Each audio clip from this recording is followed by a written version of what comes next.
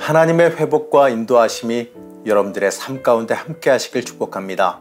오늘 함께 보실 하나님의 말씀은 에스겔서 41장 10절에서 11절 말씀입니다. 성전 골방 3면에 너비가 20척 되는 뜰이 둘려 있으며 그 골방문은 다 빈터로 향하였는데 한 문은 북쪽으로 향하였고 한 문은 남쪽으로 향하였으며 그 둘려있는 빈터의 너비는 5척이더라. 오늘도 엔게디 말씀 묵상과 함께 하시는 성도님들을 축복합니다. 하나님은 이스라엘의 회복을 말씀하십니다. 그 첫 번째로 성전의 회복에 대해서 말씀하십니다. 이 성전의 회복은 이스라엘에게 있어서 매우 중요한 회복이지요. 이 하나님과의 소통의 장소, 하나님과 이어지는 장소의 상징이 성전입니다. 그렇기 때문에 성전이 회복된다는 건요, 이제 하나님과의 관계가 회복되어지고 복이 임할 길이 열린다는 것을 뜻하기 때문이에요. 오늘 말씀은요, 회복되어지는 성전의 외부와 내부, 성소와 지성소, 또 부속 건물들과 이 장식에 대한 세세한 묘사를 다루고 있습니다. 이 41장에서는 성전의 내부, 주요한 장소, 이 종교적으로 가장 중요한 장소를 소개함으로써 그 장소의 회복이 갖는 특별한 의미를 되돌아보게 만들어줍니다. 먼저요, 이 성전 입구에서 하나님의 임재처소인 지성소에 이르는 길과 지성소를 묘사합니다. 이 지성소는요, 에스겔이 이 제사장이라도 들어가지 못하는 곳이에요. 그러기 때문에 이 천사만 들어가서 세세한 치수를 재서 알려줍니다. 지성소는요, 오직 이 7월 10일 계속제일에 그의 대제사장만이 1년에 한 번 들어가는 곳인데, 이 속죄소 위에 피를 뿌리는 예식을 행하는 곳입니다. 우리의 죄에 대한 부분을 하나님께 회개하고 속죄하기 위해 가장 중요한 제사가 행해지는 장소입니다. 그렇기 때문에 하나님께서 직접 임재하신다라고 하는 상징적인 장소이기 때문에 거룩함의 상징 그 자체입니다. 이 대제사장일지라도 부정하면요, 그 자리에서 죽게 되는 장소가 바로 그 장소입니다. 그렇기 때문에 그 장소는 아무도 가까이 갈 수 있는 곳이 아니지요. 이러한 이 지성소의 규례대로 이 제사장 에스겔도요, 들어가지 못하게 하므로 이 제사 제도의 완전한 회복을 상징적으로 보여줍니다. 만약에 그 거룩한 장소가 거룩성이 회복이 안 됐으면 굳이 에스겔을 못 들어가게 할 일이 없기 때문에 그렇습니다. 하나님의 임재하심이 살아있고 예배가 회복되어지고 완전한 그 거룩성이 회복되어졌기 때문에 에스겔이 들어가지 못하게 막으셨다는 거죠. 여기서 보여주는 성전이 껍데기만 갖춘 과거의 성전을 복원해온 건물에 불과한 것이 아니란 뜻입니다. 우리나라에도요, 오산에 이제 세계 성막 복음센터라는 그 장소에 성막을 복원해 놓은 것이 있습니다. 물론 실제 크기보다 좀 작다곤 해요. 하지만 저도 한번 가봤는데 굉장히 나름대로 잘 복원해 놓은 곳입니다. 그렇다고 할지라도요, 그 장소는 거룩한 장소는 아닐 겁니다. 학습의 장소일 수는 있어도 하나님의 임재함이 있는 거룩한 장소라고 말할 수는 없겠지요. 예배와 제사가 실제로 행해지는 곳이 아니기 때문에 그렇습니다. 에스겔이 들어가지 못한 곳에서부터 이 장소는요, 성전의 역할, 바로 거룩함의 장소라는 걸 보여주지요.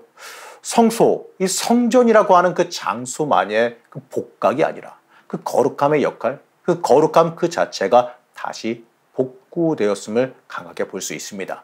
그렇기 때문에 이것은요, 하나님께서 이스라엘을 모양만 회복되게 하는 것이 아니라 하나님과의 언약 백성 관계를 다시 회복시키시겠다는 약속입니다. 당시 이스라엘 백성들에게 선포되어지는 내용인데, 이들에게 새로운 성전에 대한 묘사는요, 하나도 놓칠 수 없는 귀가 솔깃한 내용들일 겁니다. 이 내용을 설명하면서 율법적인 규례가 지켜지는 것을 들으면서요, 이들은 하나님의 언약, 성전의 역할이 회복되어졌다는 걸 깨닫게 됩니다.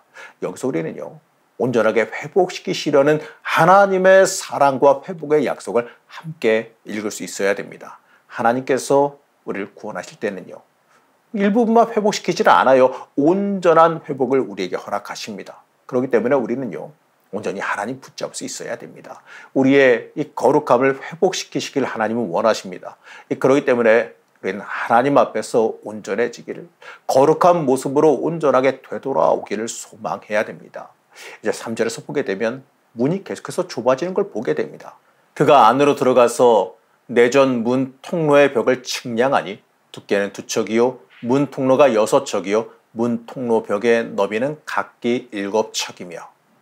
이제 설명을 통해서 성전 전체를 갖다가 좀씩 묘사해 가고 있어요. 인터넷에서 찾아봤더니 외국에서 만든 건데 이 3D 그래픽으로 이 에스겔의 이 성전을 갖다가 하나하나 그려서 그 측량된 치수대로 그려서 그걸 갖다가 들어가 보면서 살펴볼 수 있게 만들어 온 것을 본 적이 있습니다. 그것처럼요. 이 설명도요. 점점 움직여 가면서 성전 내부를 갖다가 볼 수 있게끔 묘사해 가는 겁니다. 제가 그 그림으로는 하나 띄워놓긴 할 텐데 성전의 모습을 어느 정도는 좀 예상해서 그려놓은 그림이 있습니다. 이걸 보시면 좀 어느 정도 이해는 가실 겁니다. 어쨌든 간에 이 성전 내부를 그려가는데 흥미로운 묘사가 있는데 뭐냐면요. 처음 2절에서 말하는 성전 현관은 10척이었습니다. 그러나 방금 본 3절에서 지성소로 들어가는 문은 6척이라고 말해요. 문 폭이요. 5.5m에서 3.3m로 줄어드는 건데 무려 2m 가까이가 줄어들잖아요. 이 지성소에 이르며 갈수록 문폭이 좁아진다는 뜻이에요. 이건요, 성소 현관에서부터 지성소로 다가갈수록 쉽게 접근할 수 없다는 것을 상징하는데 점점 문이 좁아지고 그러니까 조심해야 되잖아요. 점차 거룩해져야 된다는 겁니다. 점점 가까이 갈수록 거룩성이 증대되어져야 된다는 것을 의미하죠. 우리가 하나님 앞으로 더 가까이 가면 갈수록 우리는 더 거룩해져야 한다는 상징입니다. 우리는 하나님 앞으로 가까이 가기를 늘 소망한다고 고백할 수 있어야 됩니다. 하나님 앞으로 가까이 가길 우리가 소망한다면 우리도 하나님 앞으로 가면 갈수록 더 거룩해지기를 스스로 결단하며 스스로의 행동과 마음을 가다듬을 수가 있어야 됩니다. 이제 이어지는 말씀은 이 새 성전의 골방에 대해서 다룹니다.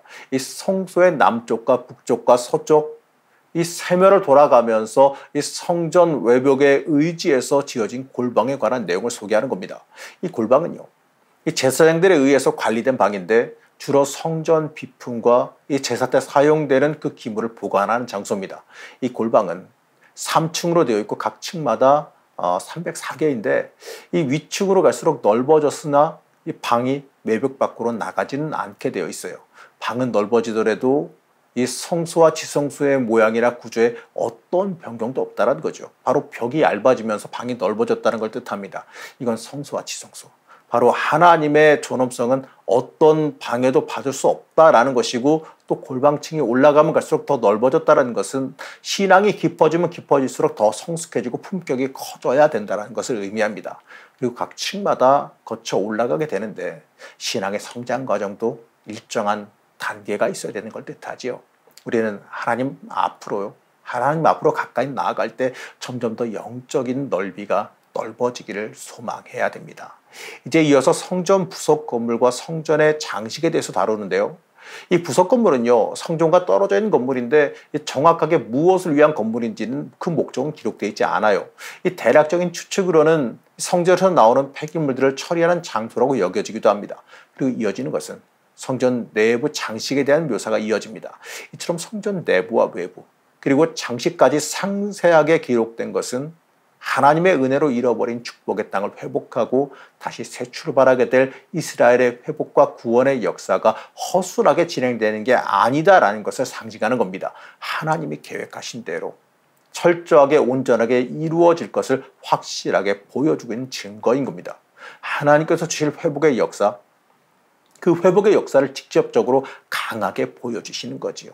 이 성전 내부 장식을 보게 되면 벽에 널판을 대고 그 위에 각 그룹들과 종려 나무들을 새긴 걸 보게 돼요. 여기서 그룹은요, 이 세상 만물을 주관하며 통치하신 하나님의 지혜와 능력을 나타내고 또 종려 나무는 하나님이 이루신 절대적인 승리를 나타내는 겁니다. 이 새 성전의 환상을 통해서 이스라엘 백성들은 하나님의 전능하심과 이 초월적인 능력을 바라보게 되는데 바로 그것으로 인해 확실한 승리의 소망을 품을 수 있게 되는 겁니다. 사랑하는 성도 여러분, 우리는 우리의 인생을 살아가면서 하나님의 전능하심을 잊지 말아야 됩니다. 말로만 전능하신 하나님을 고백할 게 아니라 우리의 삶을 주관하시는 하나님께, 이 전능하신 하나님께 내 인생 내어 맡기는 신앙의 모습을 가져야 되고 그런 모습을 드러내야 된다는 겁니다. 이 전능하신 고백한다는 것은요, 전능하신 하나님께 나를 내어 던지는 겁니다. 여러분, 우리는 얼마나 하나님께 내어 맡기며 살아가십니까? 얼마나 하나님의 능력을 보며 우리의 승리함을 읽어낼 수가 있습니까? 모든 만물을 주관하신 하나님, 그 하나님과의 관계가 온전히 회복되기를 소망하시고 하나님의 능력을 온전히 의지하시길 바랍니다.